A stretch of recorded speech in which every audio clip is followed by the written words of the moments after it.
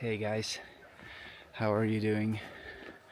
I'm here in the Swiss mountain having a walk, super calm, super quiet. Have a look at this fantastic view.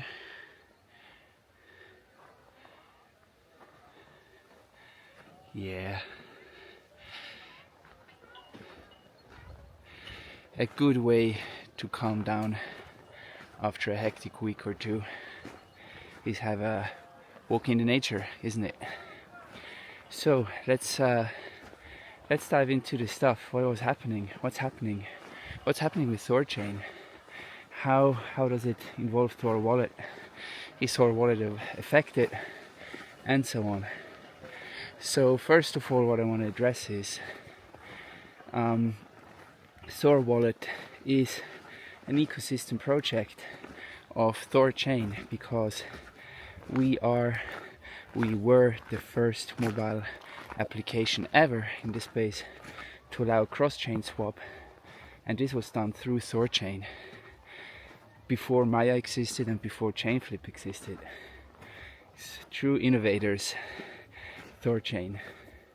So yes, we are an ecosystem project, but most importantly, we are fully chain agnostic.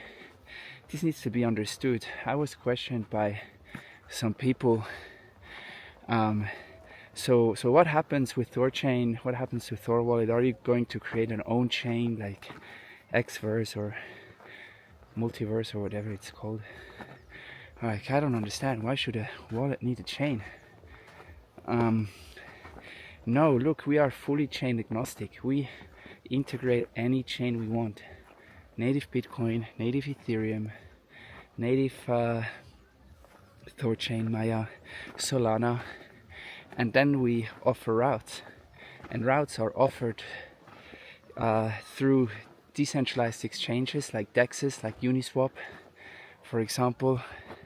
Let's have a look. Guys, it looks so beautiful. It's beautiful.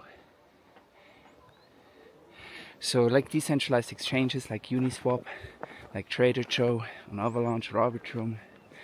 But then you also have aggregators like 1inch or Unison, and they do, multiple swaps behind the scene, aggregate routes. It's very convenient for the user. Unison has even then also cross ecosystem routes. So not just Ethereum to Ethereum, but also Arbitrum to Ethereum, for example. Now, the reason why THORChain exists, and now also Maya, is basically to enable true cross-chain routes for unwrapped tokens. That means Bitcoin to Ethereum, unwrapped Bitcoin, that is. That's very important. It's unwrapped. It's not WBTC, wrapped Bitcoin. It's native. So in our wallet, you can swap native Bitcoin, which is on the Bitcoin blockchain, to Solana on the Solana blockchain. This is the future.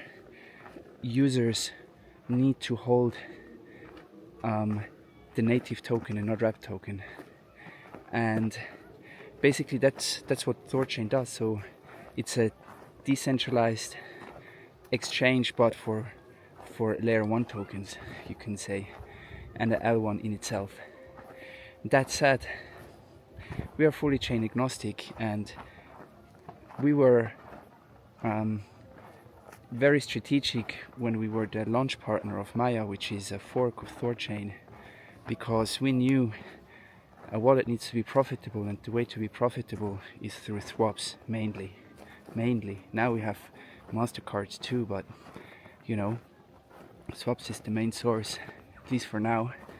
So what happens if THORChain has an update, the user can't swap, and we stop making revenue? That's no good. So it was a very strategic decision that there is a friendly fork, Maya, coming up. Hell yeah, of course we're going to support them. They're our backup solution. Eventually not even a backup, because they offer different routes. The main routes like Bitcoin to ETH everyone supports, but for example, Base is only on THORChain, whereas Arbitrum is only on Maya, so they offer different routes as well. At the same time, they're backup solutions for wallets. So yeah, it was a very strategic decision that we were the launch partner of Maya, because we wanted that. And now 2 years later, people see why. That said, we are originally OG ecosystem project of THORChain, but now we have outgrown that. We're also chain flip. We're also on Maya. We have a MasterCard. We have a multi-sig solution. We are a crypto version of a bank, a DeFi version. You know what I mean? We literally are crypto.com of DeFi. Let me see where I need to go here. Yeah, that's it. So people are queuing up here for the way up to ski. I'm not skiing today. I love skiing. I love snowboarding. I'll do both. Mainly skiing though. And here you see how they go up all the way. This is Valbella Heide, beautiful place. So let me do a quick break, and then I'll continue with my take on THORChain and the different proposal and a way forward. Welcome back, guys. I was having a quick coffee. Now let's dive into what happened with THORChain. First, quick summary. So we elaborated just before that Thorwallet is actually a fully independent wallet, fully chain agnostic, making revenue with various income streams. And what we do have in common with THORChain is that we were the first wallet that implemented cross-chain swaps available with THORChain. Besides that, we have now evolved into a proper DeFi neobanking application with an own MasterCard available in over 100 countries. So we are fully ready for global adoption. Now, what happened with THORChain, I would say, was a bit unfortunate. As always, various things need to happen at once. You know, similar to when a plane crashes, it was not just one mistake. There were various mistakes, but also from various partners all over. And then it's community driven, price action, and so on. But we saw some proposal for restructuring. They're roughly 200 million debt.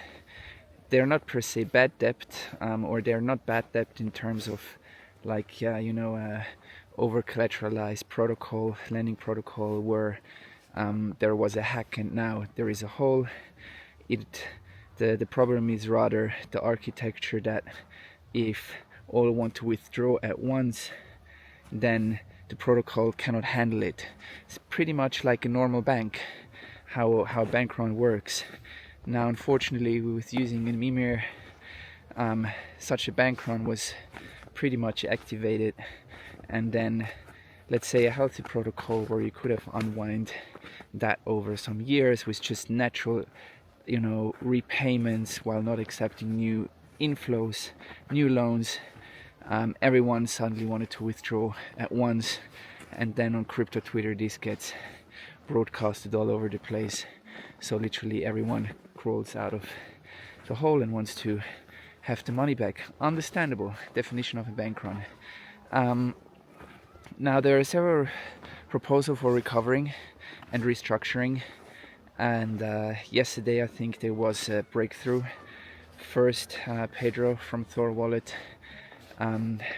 already discussed internally since quite a while why not issuing a Maya-like token that gives lifelong system income and raise funds. And now that's a very good idea in my opinion.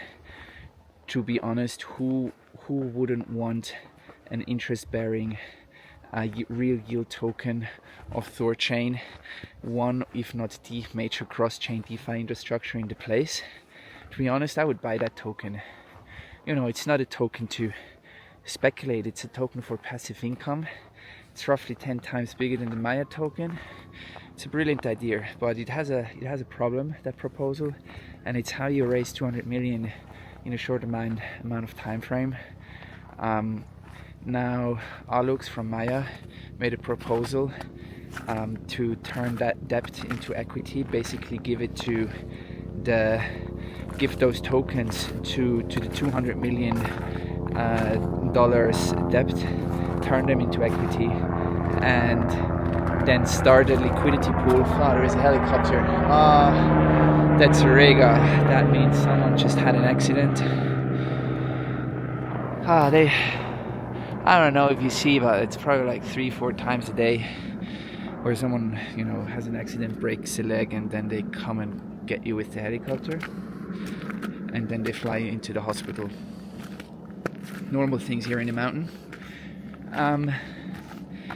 So basically give that token to those users and then start a pool and start trading. And basically those who want to exit earlier, they can just sell, right? Then they will get a haircut, but they also see the dividends, like the real yield, which is paid out in Rune, which they can immediately sell, pay out, multiple times a day, and then they just appear in your wallet as passive income. I see it with Maya and Cacao. It's pretty nice. It's pretty nice. Eventually you want to imagine you're able to buy a stock from Bank of America when it was like, I don't know what this is trading now, but at $1, and then you get lifelong dividends, but your entry was $1. This is THORChain. This is Maya. This is Chainflip. Early infrastructure for the future decentralized system. So this is now the proposal of Alux, and it got accepted so fast. While we were sleeping here in Europe, it got accepted, and accepted means, is it 67% of the nodes accepted that proposal? So now the Nine Realms team is going to implement that, and I guess we will hear project management, is now in good hands. We'll see a plan how that will be done. Most of the code can actually be used from Maya because they already have, it's a fork of THORChain, and they already have a Maya token, so that can be taken over, the architecture, the code. And also a good thing is you can just leave savers, lending and borrowing, just have it shut down. You don't need to reactivate it, and you can simply remove the code, and once and for all that's forgotten. Of course, I do feel with the borrowers as well as the savers. What can I say? I have funds locked up there as well. I think it's the best proposal. This is the risk of being early in DeFi. This is also the risk why the interest rates are higher. Overall, there is no free lunch. But yeah, obviously, per se, not a nice thing, of course. But at least I think we do have a good proposal forward. I mean, let's be serious. Many other projects just say, okay, let's shut down, see you gone, forever, bye. And here there is a serious and now a good attempt to recoup all that money. I do actually believe that this will work. From a tech as well as business perspective, economical perspective. And yeah, now it just needs to be implemented. There is a good way forward, and THORChain protocol can live on with its, in my opinion, now clear main purpose, which is it's a liquidity protocol, but it's the killer feature is decentralized cross-chain swaps. And believe me, it's hard to make a startup. A blockchain is also a startup, never forget that. And also a startup, Solana, Arbitrum, they all need eventually earn money with their transactions, never forget. Otherwise at some point they go bankrupt. And THORChain is racking in millions in fees, And this is not easy to do. It's not easy to build a unicorn startup that has actual revenue and it's not just hype. And basically the valuation is just future belief or manipulation.